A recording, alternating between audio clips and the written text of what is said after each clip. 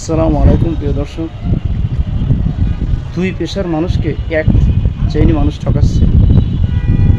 Number one পেশার মানুষ বাবা মাকে ছাত্ররা ঠকাচ্ছে।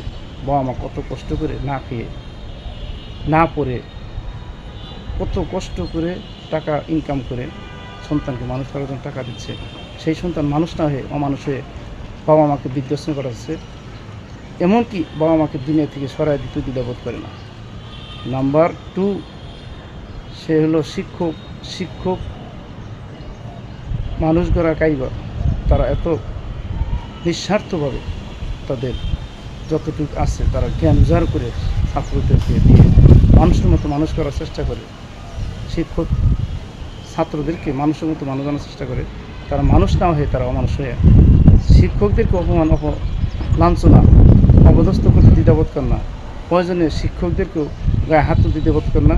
শিক্ষকদেরকে দুনিয়া থেকে বিদায় করে দেয়। বর্তমান সময় ছাত্ররা বেপরোয়া হয়ে গেছে। ছাত্র হচ্ছে না, কুশিক্ষা হয়ে দাঁড়িয়েছে। শিক্ষা নাই, সুশিক্ষা নাই, এখন কুশিক্ষাই বেশি।